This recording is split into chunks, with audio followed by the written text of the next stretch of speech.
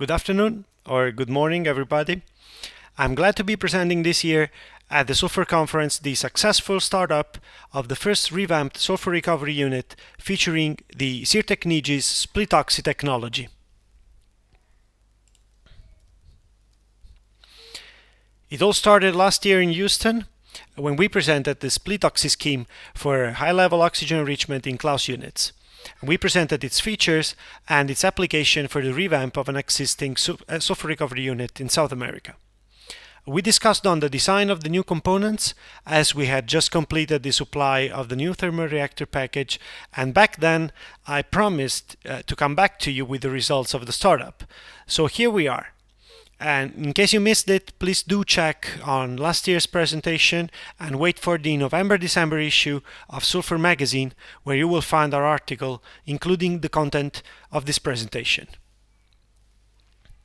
So I'd say we start with a little background on oxygen enrichment and quickly recap the basics of the SplitOxy scheme. So using oxygen-enriched air in the CLAUS process is known as a cost-effective and efficient solution for the capacity increase required for SRU. The general concept is to add pure oxygen to atmospheric combustion air to overcome the pressure drop limitations across the CLAUS unit. So therefore, capacity increase with oxygen-enriched air means that more acid gas feed can be sent to the CLAUS unit within the overall hydraulic capacity constraints. Now, oxygen enrichment not only meets this purpose, but it comes with a significant number of benefits for SRU operation. And one benefit I'm going to mention is the higher flame temperature that helps ammonia and BTEX destruction, since we will discuss about that in more detail later. Now, as you know, when revamping an existing CLAUS unit with oxygen enrichment, the maximum enrichment level is established from the expected required extra capacity, and that dictates the corresponding design approach. In fact, there are different levels of oxygen enrichment that can be applied to increase the SRU capacity. But the relationship between oxygen enrichment level, capacity increase, and the effect on reaction furnace temperature strongly depends on acid gas composition. So let's say that low and medium levels of oxygen enrichment can be achieved by virtually every sulfur recovery unit with minimum or no modifications. For instance, by installing an oxygen burner with dedicated ports. But as the oxygen concentration is increased, reaction temperatures are also like to increase, challenging the stability of refractory material at its limit if in excess of 1550 degrees C. So the limit for high-level oxygen enrichment has to be defined in order to keep the reaction furnace temperature below 1550. And in refinery application, this level is typically 34 to 36% in volume. So when planning to operate with high oxygen enrichment level, so with the risk of exceeding 1550 degrees C in the reaction furnace, the design of the refractory system must be taken into account, as well as the design of downstream heat exchangers, and so additional revamp measures, such as the SplitOxy process, are required. Now, with this target, the SplitOxy scheme is based on one proven concept for implementing high-level oxygen enrichment, that is to add oxygen not all at once, but stepwise, which allows for intermediate removal of reaction heat and thereby postponing part of the combustion to a second reaction chamber downstream of the wasted boiler, where the gas temperature is still high enough for further H2S conversion. Now, the mainstream, as you can see, is fed to the CLAUS burner, while a slipstream is fed to a second combustion chamber located in the rear channel of the wasted boiler between first and second pass. Now, this approach allows for the temperature profile in the reaction furnace plus wasted boiler assembly to be kept within the desired envelope while almost doubling the plant capacity. Now, through process optimization, let me take the highlighter, it is possible to identify a fixed oxygen split ratio between these two streams to be maintained in the entire operating range. Let's see from the operational point of view. Here are the temperatures in the reaction furnace and the second reaction chamber for a typical rich refinery gas, as the overall oxygen concentration is increased from 25 to 45% in volume. Now, with the constant oxygen split ratio concept, the temperature in the reaction furnace is always kept below the limit of 1550 degrees C, regardless of the enrichment level. While temperatures in the second reaction chamber are always substantially above the H2S autoignition temperature, and as there is no burner, there are no minimum flame temperatures or minimum acid gas flows to be maintained for flame stability. Now let's move to the revamp project. Starting from 2018, Siirtec Nigi has been involved in revamping an existing sulfur recovery unit for Ecopetrol at the Barranca Bermeja refinery in Colombia. The SRU consists of a CLAUS unit followed by a tail gas treatment unit, which was outside the scope of the revamp, originally designed for a sulfur production of 52 tons per day and able to process both amine acid gas and sour water stripper gas. The scope of the revamp was to increase the total capacity to 90 tons per day using ambient air plus oxygen, with the flexibility to still operate with combustion air only at original capacity. Clearly, the target to minimize impact to existing equipment and plot area was also considered. So finally, a solution based on the SplitOxy double combustion process with a target enrichment of 36% in volume was selected to meet the specifications. And the critical portion of the plant which was subject to revamp is the one highlighted in the picture, so basically the thermoreactor package. The project started with a basic design in 2018, and immediately afterwards Siirtec Nigi provided the design and supply of the new thermoreactor package, which was concluded in May 2019. Now, in parallel, starting from December 2018, Siirtec Nigi was also involved in the detailed engineering development for erection and dismantling, as well as the supervision to site activities. Now, despite the early delivery of engineering, procurement and fabrication of the critical items that included new degassing box and the oxygen skid together with the new thermoreactor package, installation was performed by Ecopetrol only later on.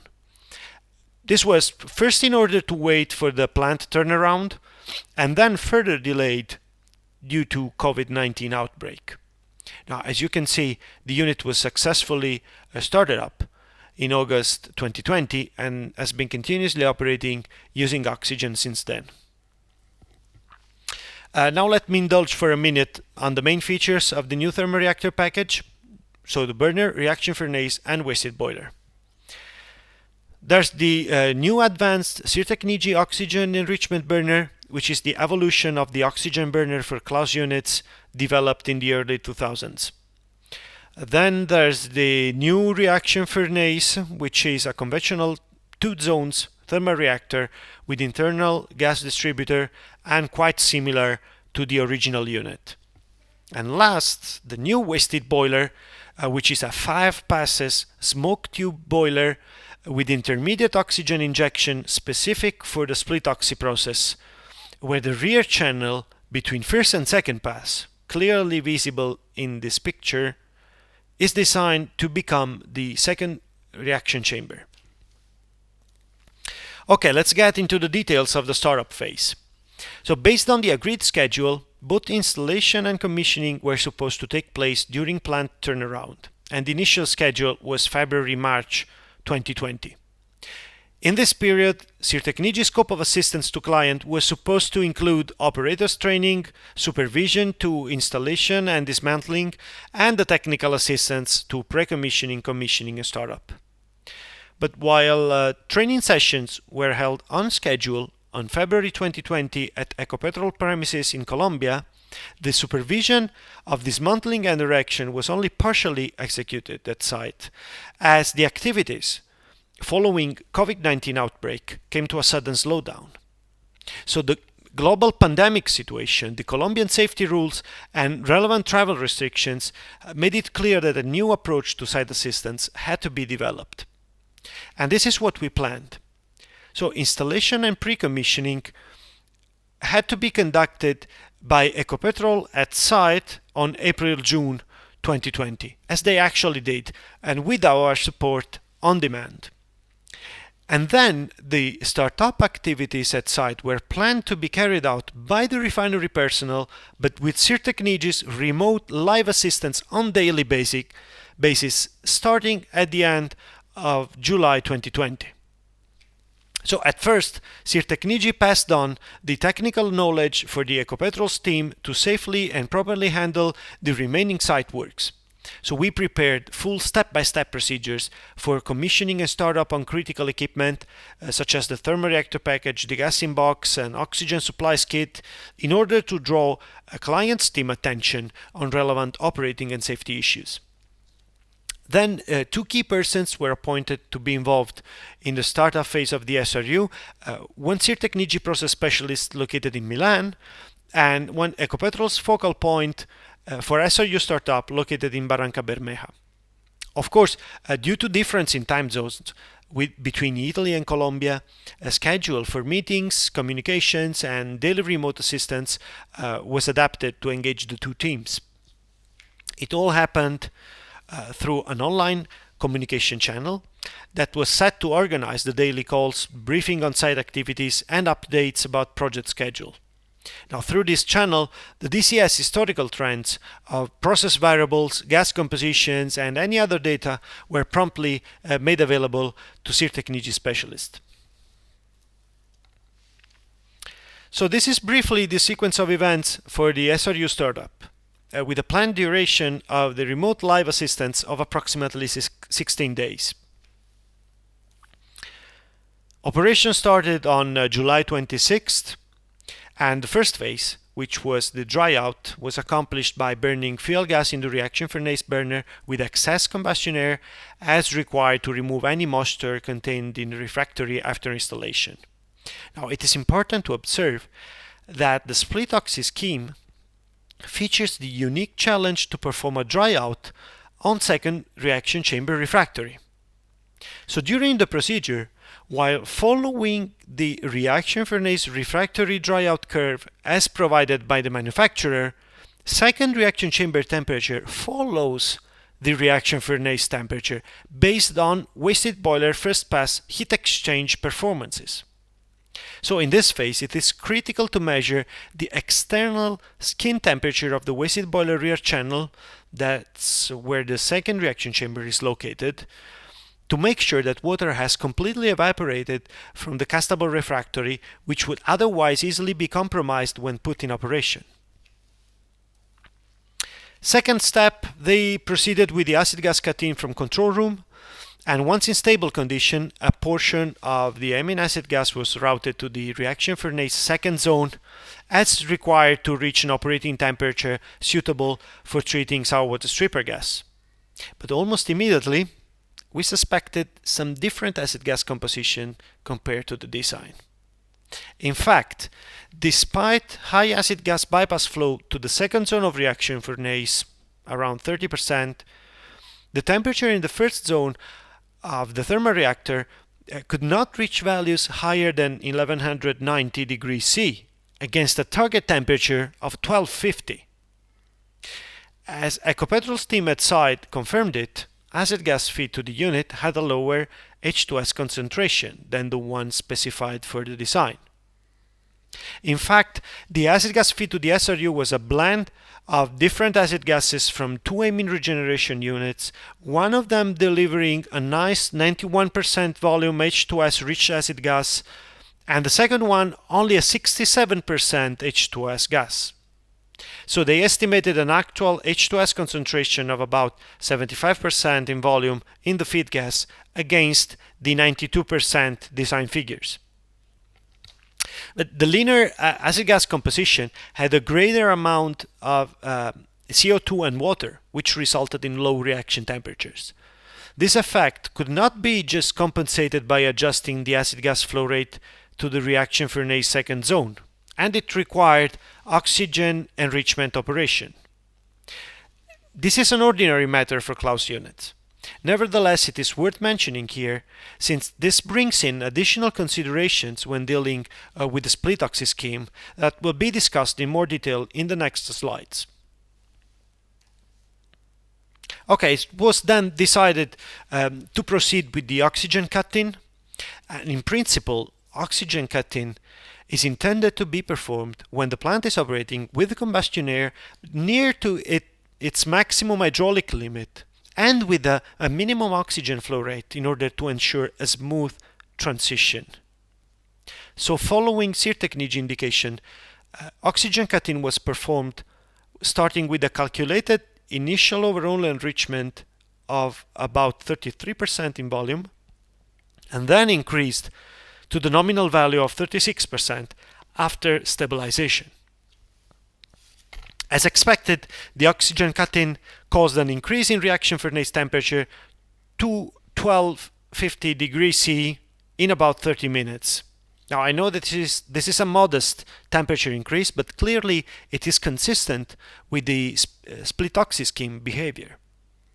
So finally, Siirtec Nigi remote assistance was concluded, and that was on August 11th.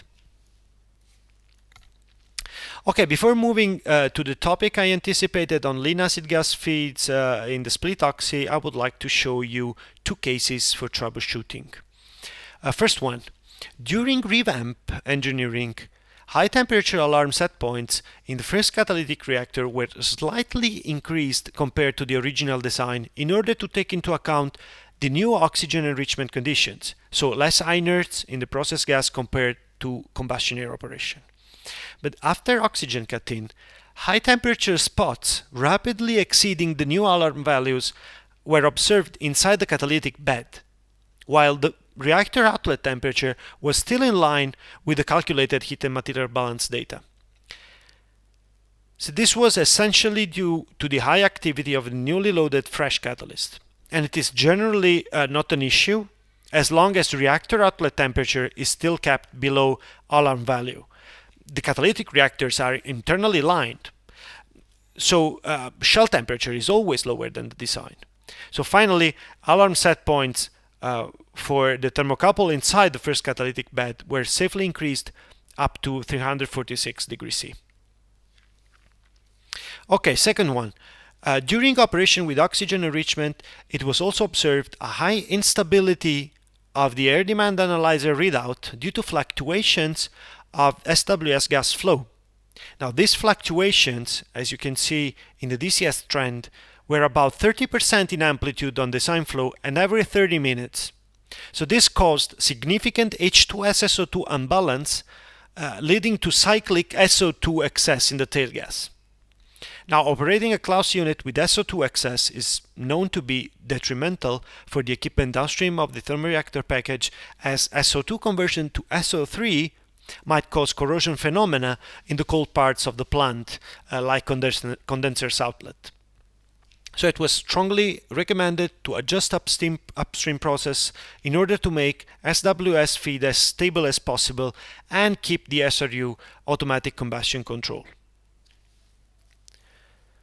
Okay, this is the last section of the presentation, and that's where we talk about lean acid gas feeds and the flexibility of the SplitOxy scheme.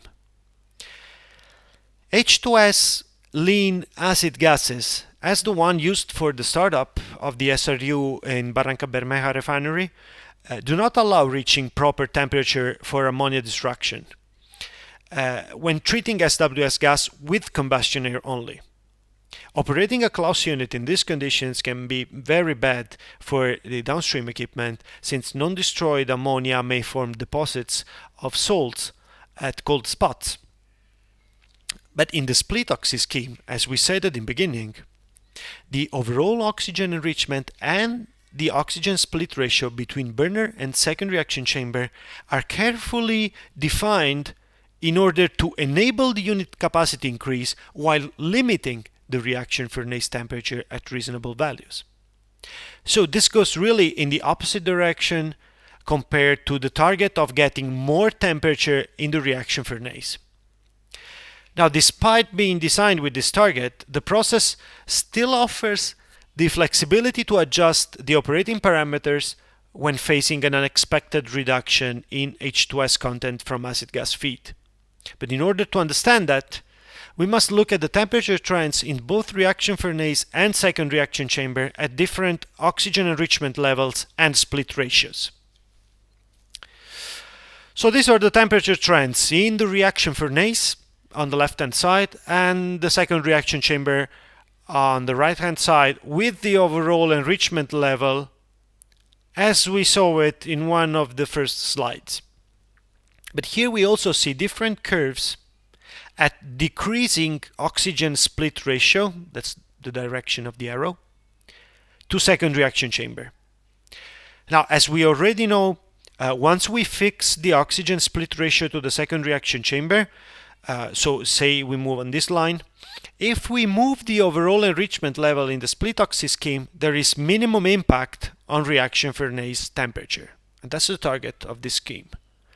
But if we look at the changes in oxygen split ratio at fixed overall enrichment, so if we move oxygen balance from second chamber to burner without changing the overall oxygen enrichment level, we can see that it has a tremendous impact on the temperature envelope, decreasing the temperature in the second chamber while increasing the temperature in the reaction furnace. And I can tell you that there is globally no effect on the plant performances in terms of recovery efficiency and hydraulics. So the lower the oxygen split to the second reaction chamber, the higher the reaction furnace temperature. And also, the lower the oxygen split to the second chamber, the higher is the effect of the overall enrichment on reaction furnace temperature. So this is why SplitOxy scheme still offers the flexibility to operate with reduced H2S content in the acid gas feed compared to design conditions by properly selecting a new oxygen split level to second combustion chamber in order to enhance the effect of the overall enrichment on the reaction furnace temperature.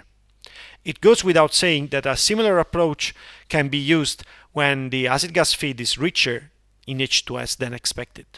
But clearly, the newly adjusted oxygen split levels must be evaluated against oxygen system rangeability and overall temperature conversion envelope.